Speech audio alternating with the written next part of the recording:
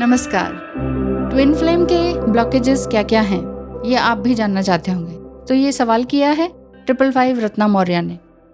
ये जानना चाहते हैं कि किस तरह से ट्विन फ्लेम जर्नी में ब्लॉकेजेस होते हैं।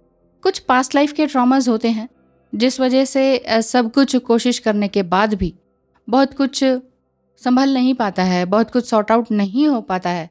दिस कुड बी नोन और अननोन, ये दोनों ही बातें हो सकती हैं कि ये चीज़ आप जानते भी हैं और नहीं भी जानते।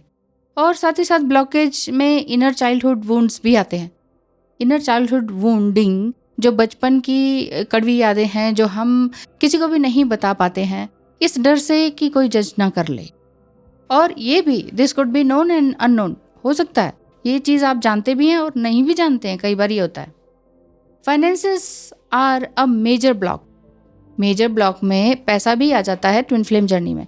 जब सेपरेशन टाइम होता है तो उस टाइम में फाइनेंस का भी ब्लॉकेजेस आ जाते हैं, पैसे में कमी आ जाती है, जॉब छूट जाती है, बिजनेस ठप हो जाता है, तो ये सारी चीज़ें आती हैं।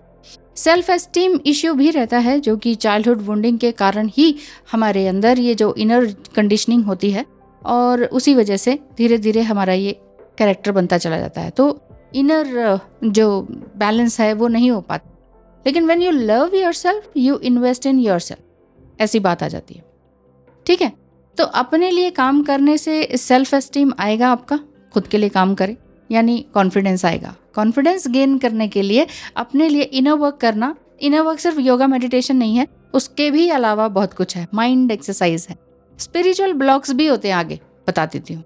तो ट्रॉमास क्या होते हैं, स्पिरिचुअल ब्लॉकेज के, ये भी ट्रॉमा के अंदर ही आ जाता है कि हमें कुछ स्पिरिचुअली पता ही नहीं है। सोल पर्पस ब्लॉकेज होता है when you not trusting the God और एंजल और अदृश्य शक्ति।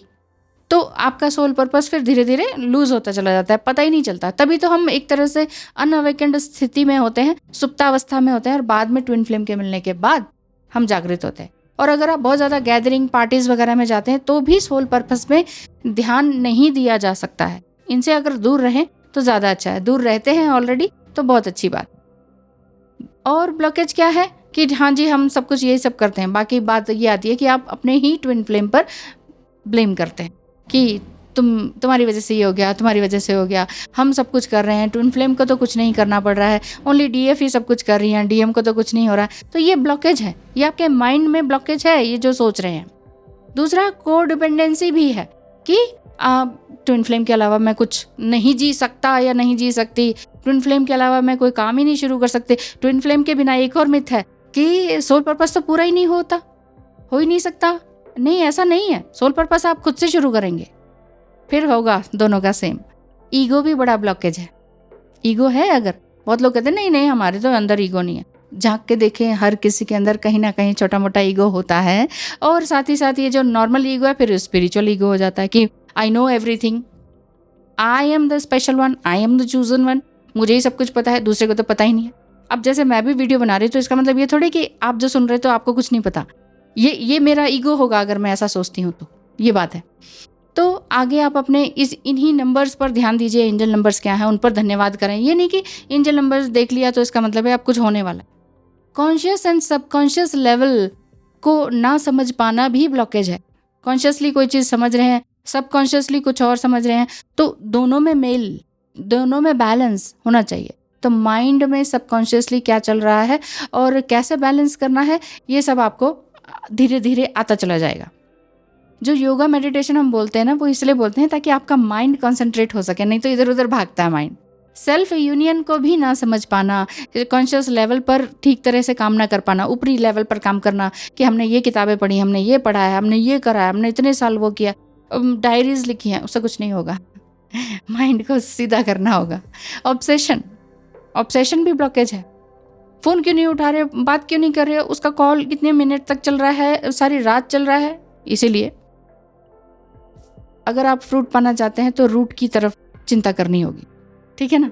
बाकी रही चिंता की बात, तो चिंता आप कुछ ज़्यादा ही करते हैं फ्यूचर में पता नहीं क्या होने वाला है, और हर समय यही कि हमारा आगे क्या होगा, वो बात करेंगे कि नहीं, वो वापस आएंगे कि नहीं, इस तरह की ये सारी बातें। So you have to put into practice कि क्या क्या आपको सीखना है।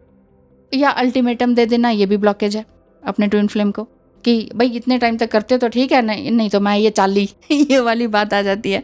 तो इसीलिए आप उनको इस तरह से परेशान ना करें।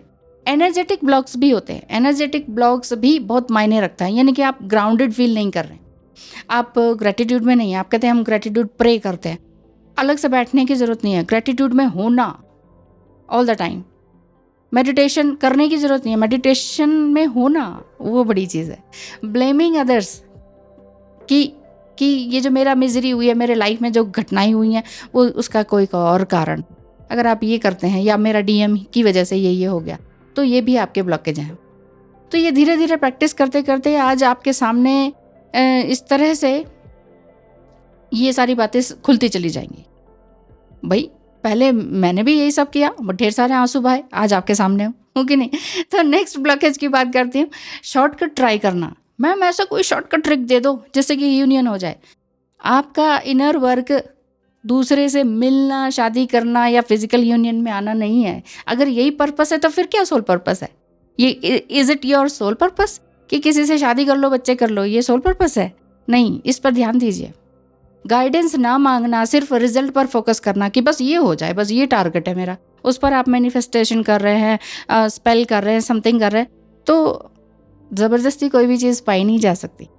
इसीलिए अपने आप को निखारें।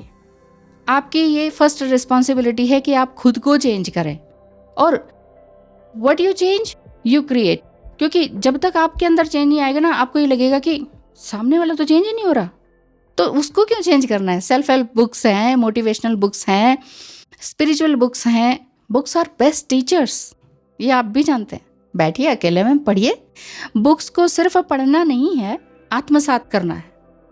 आत्मसात I mean you have to put those advises into practice which is given the book.